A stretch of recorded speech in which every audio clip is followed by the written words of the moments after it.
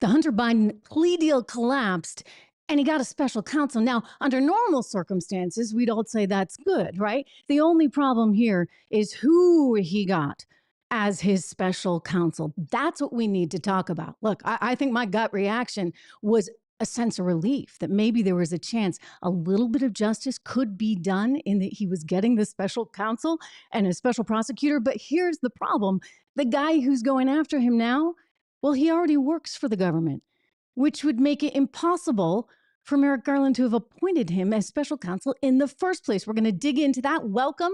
Good to have you all here. I am Trish Regan. This is the Trish Regan Show. We're brought to you in part by LegacyPMInvestments.com.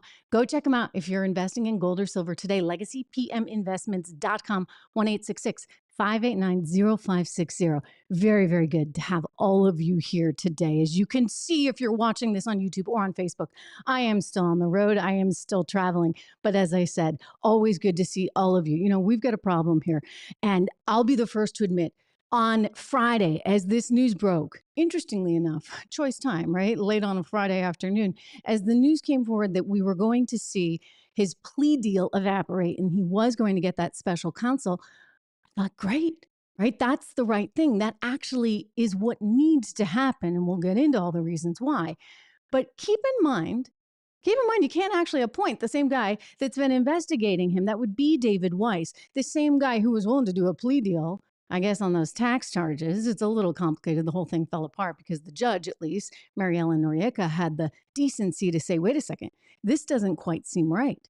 Now, there's a little bit of fireworks there in the courtroom. If you look at the transcripts, David Weiss was trying to say, no, we can still go after him. We can go after him for this illegal foreign lobbying.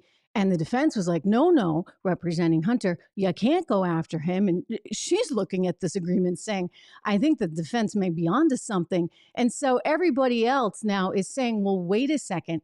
Why was David Weiss willing to do that deal? By the way, why wasn't he willing to kind of sound it from here to Tuesday, right?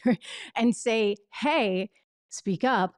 Hey, I don't think that this is right, that I can't bring charges in Delaware or in California. So here's the law as it stands, and you can go find this on the internet anywhere. Excuse my poor highlighting, but you can see here in this, this is the Legal Information Institute, and it comes to us, the source here is Cornell, but basically an individual named as special counsel shall be a lawyer with a reputation for integrity and impartial decision-making and with appropriate experience to ensure both that the investigation will be conducted ably, expeditiously, and thoroughly, and that investigative and prosecutorial decisions will be supported by an informed understanding of the criminal law and Department of Justice policies. Okay, we're good, right? Theoretically on all of that. But then you get into this, quote, the special counsel shall be selected from outside the United States government. Okay, see, that's kind of the big whopper. The fact that Merrick Garland, the Attorney General, went and got David Weiss, who's already part of the U.S. government, to be the special prosecutor is just sort of weird and not allowed.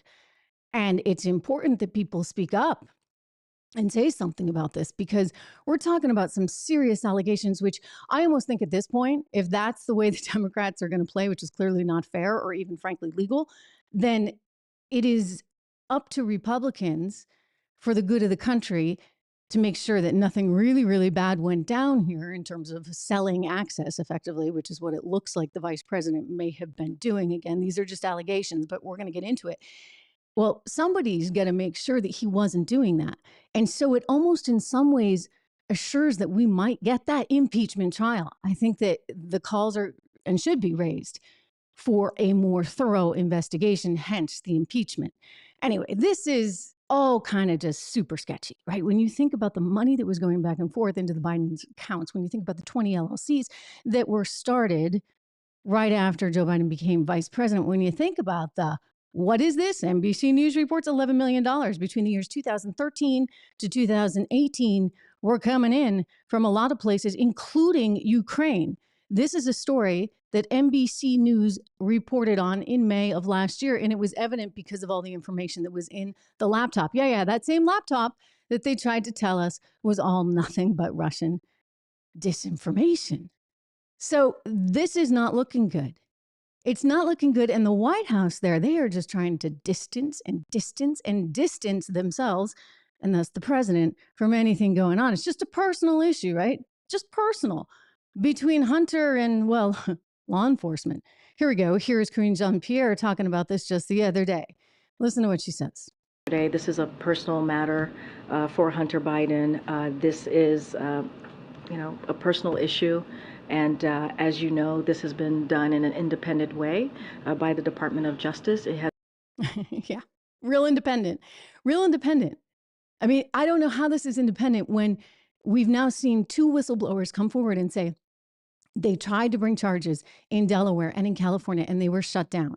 And David Weiss, he allowed for that and then was publicly saying, oh, no, nobody was interfering in this. Nobody was interfering. And now he's special counsel. Like, I like to think that people are ethical. I like to think that it's all on the up and up and that he's a professional and he's out there just going to do his job. I really do. I want to believe that, right? Like, how can I not want to believe that? But yet simultaneously, I'm going to go back to this, which just is the law. And the law states, quote, the special counsel shall be selected from outside the United States government. So this guy, David Weiss, he's not. So regardless of what you think of him, period, right? Whether he's legit, not legit, we don't even have to go down that path. It's a non-starter. He's already part of the government. And the reason why this is so concerning, the reason why I think the White House is like, no, it's just a personal matter, is because it may not have been. When you talk about $11 million that was going into the account from Ukraine, there were some other weird things like diamonds coming from China and a Porsche from who knows where. But anyway, when you think about that, and then you think about how Joe Biden was responsible for Ukraine policy as vice president in the United States and controlled a heck of a lot of money that would be going to Ukraine at a very vital time. It was during the Maidan Revolution, you recall, a few years back. And the Ukraine needed the support to distance itself from Russia, et cetera.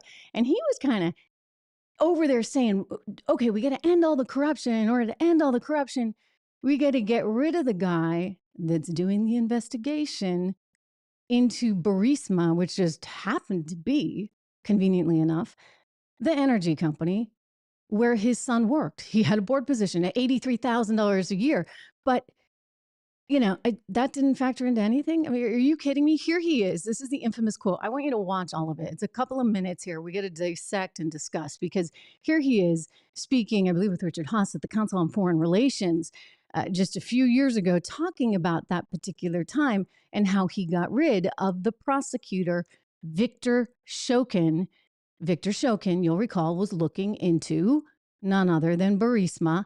And even according to Victor, and he came out with this statement just about a week ago. According to Victor Shokin, he was looking into the money that was going from Burisma to Hunter Biden. Well, I was, not but it just happened to be that was the assignment I got. I got all the good ones. So I got Ukraine. And I remember going over convincing our team, or others too, convincing us that we should be providing for loan guarantees. And I went over, I guess, the 12th, 13th time to Kyiv, and I was supposed to announce that there was another $1 billion loan guarantee. And I had gotten a commitment from Poroshenko and from Yatsenyuk that they would take action against the state prosecutor, and they didn't. So they said they were walking out to press conference. I said, no, I'm not going to, we're not going to give you the $1 billion. They said, you have no authority. You're not the president. The president said. I said, call him. I said, I'm telling you, you're not getting the $1 billion. I said, you're not getting the $1 billion. I'm going to be leaving here. And I think it was, 6 hours? I said, I'm leaving in 6 hours. If the prosecutor's not fired, you're not getting the money. Well, son of a bitch. Got fired. What do you know? Funny how that works, right? So this is really the heart of the issue. What government needs to know, what the American people need to know, is whether that money, the $11 million reported on by NBC News in May of 2022, whether that $11 million, again, it's still alleged because they got to go through all the records, et cetera, did that have any connection to the policy that took place, as you just saw, in which they were going to get no money at all unless they got rid of the very guy who happened to be looking into all of it? I mean, this is not good. And you know what's really amazing is how the media is trying to cover up. I want to share with you some stories, you guys. This one of them is from the LA Times. New York Times also had sort of a puff piece back in 2019 talking about what Joe was doing there in Ukraine. But this one comes from the LA Times. And you can see this is October of 2019. New York Times followed. They had another one in November. And they're talking about here is what Joe Biden actually did in Ukraine. And they're talking about how he was there to clean up corruption, etc. But then there's this little paragraph, and this is important. I want to show you this because take a peek. It says it's like the media is like totally trying to cover up for the guy. Few here doubt that Hunter Biden was offered a lucrative position on the board of Burisma Holdings, a natural gas company controlled by a controversial businessman because of his father's prominence. It goes on, the writer writes to say, it's common in Eastern Europe and much of the world to hire a celebrity or relative of a senior official to burnish a company's image and to help shield it from official or unofficial shakedowns.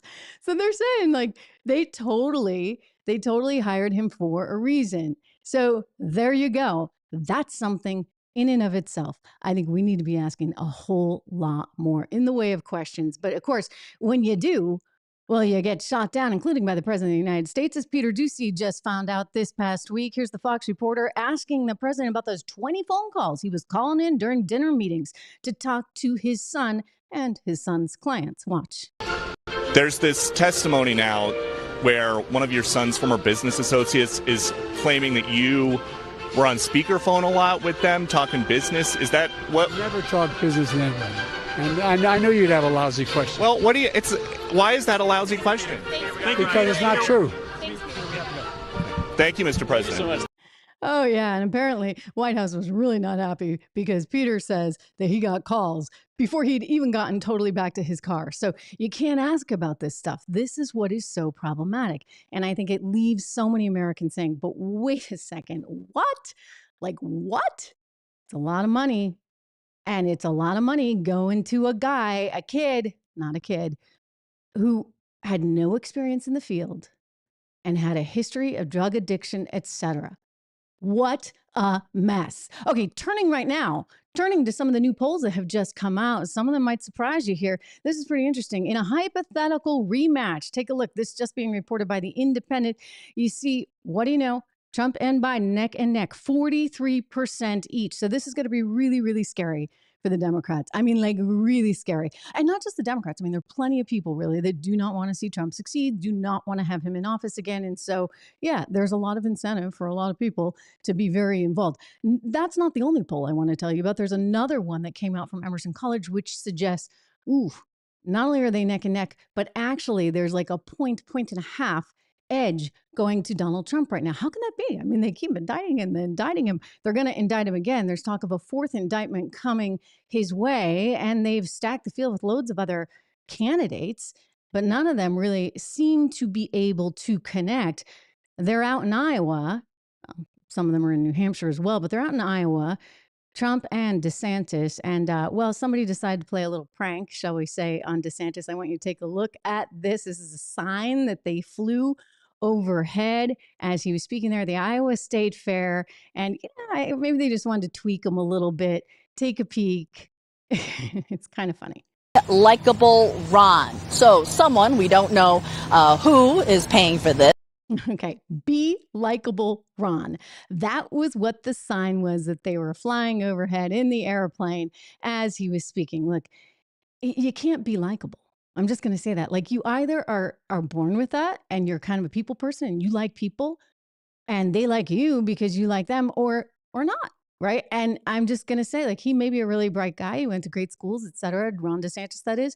However, he's not likable. And I think that is probably because he himself doesn't really like people. And I say this, he came on my show at Fox, and I remember being on set with him and trying to talk. Like, usually guests would talk to you during the commercial break, right? And you'd have a nice exchange and there'd be a nice rapport. And he really had a hard time. You could see, like, unless he had the camera on, he had to be talking. It just wasn't natural to him. So it struck me, and he continues to strike me as somebody who doesn't really love people, doesn't like talking to them. Well, how the heck are you going to go and be a politician and be out there on the campaign trail and be at the Iowa State Fair and be up in New Hampshire, where, you know, the expression in New Hampshire, one farmer says to the other, who are you going to vote for? And the other farmer says, well, I don't know. I've only met each of the candidates 3 times. That's how it is. I was born and raised in the state of New Hampshire, so I know it well. And what's amazing is Ron DeSantis is totally blowing off New Hampshire, as though New Hampshire doesn't matter. So this should not surprise you. This also came out. The Independent reported on this. They said 57% of New Hampshire GOP voters would vote for Trump, even if he's in prison. The majority of Republicans, of course, as we see from all of this polling data, say that they want Trump to be the nominee. But the New Hampshire one kind of strikes me as pretty interesting because, again, you know, born and raised, former Miss New Hampshire, I can tell you a lot about the live free or die state. They have not really embraced Trump in the past. And so you'd think that there might be a window of opportunity for Ron DeSantis. But if there was any, he's completely blown it because he hasn't spent any time in New Hampshire and he doesn't have the likability factor, as that little sign pointed out there in Iowa. And that's what you need, right? It's just what you need. Well, you need that, and you need the intelligence to do the job. Unfortunately, I think Joe Biden had some of those, you know, political gifts, shall we say, and not really gifts, because how do I say this? I don't find him tremendously likable, but he smiles a lot and he seems to like the crowd, et cetera. I mean, he kind of at least gets to first base on the political front. And you look through both parties historically, the ones that have done the best, and especially in the era of television, well, there are people that like people. I mean, Reagan, great example. Even Bill Clinton. Bill Clinton liked people, sometimes a little too much, especially on the ladies. But the point is they liked people. Obama, if he didn't like people, he was a heck of an actor. And even Bush Sr., I'll tell you a quick story. I remember Bush Sr., shortly before he died, my family and I were visiting Kennebunkport, where I had actually grown up during the summer, but I had never had the opportunity to meet him. And somehow a friend connected us and I got to meet him. And I'm thinking to myself, gosh, like he's really up there in age and he's willing to entertain me and my family and talk to us. Why? Because he likes people. All right. So that's like the number one requirement. You can't be likable if you actually don't like other people. Ron DeSantis, this is going to be a big issue in your career. This is one of the reasons why Vivek Ramaswamy is climbing and climbing and climbing. He's actually in New Hampshire, spending a lot of time in New Hampshire. Smart thing to do. All right. As I said, you are not just likable, right? Hopefully you get some intelligence. I think, you know, Biden kind of maybe gets there on the likability for some people, but the intelligence factor, forget about it. I mean, like really and truly forget about it. He's not that bright. And this is what's scary because we are going into challenging times. This is what's scary because I sure as heck hope America's not for sale to the highest bidder, to whatever country is willing to shell out a few $1,000,000 for your kids, you know, new toys, literally, in the case of Hunter. So that's alarming. You need somebody who's smarter than that. And you need somebody who understands economics because we're looking at a really difficult picture. I still believe right now, hey, I like seeing economic strength. And this is not a partisan thing. We just need it. We have to have it. There's no way forward if we don't continue to grow our economy, but we need to do it without all the inflation that we're seeing. And the inflation is still high. We saw that in the latest data that just came out. Inflation still moving up. And so all in all, if you really look at it sort of on an apples to apples basis, you're looking at an increase of roughly 16%, right? 16% since Joe Biden came to office in prices, consumer prices. That's too much for people. And now we're dealing with higher and higher mortgage rates. That's too much for people because if you need to sell your home or if your mortgage rate resets, you're going to have so much more that you have to pay and your home's not going to be worth as much. right? It stands to speak because people are not going to be able to borrow as much in order to buy that home. So we've got some real economic challenges. It's one of the reasons why, I'm glad to have LegacyPMinvestments.com as one of our sponsors, 1-866-589-0560. If you're looking to diversify your portfolio, perhaps into gold or silver, perhaps because you're worried about some of the things that I just mentioned, you should definitely give these guys a ring. They are good friends of mine. Actually, Charles is going to be on the show next week, the CEO of the company, and he'll talk a little bit more about this. But he has his worries about, obviously, the long-term fundamentals of this country and its economic picture, as well as just some short-term concerns as well.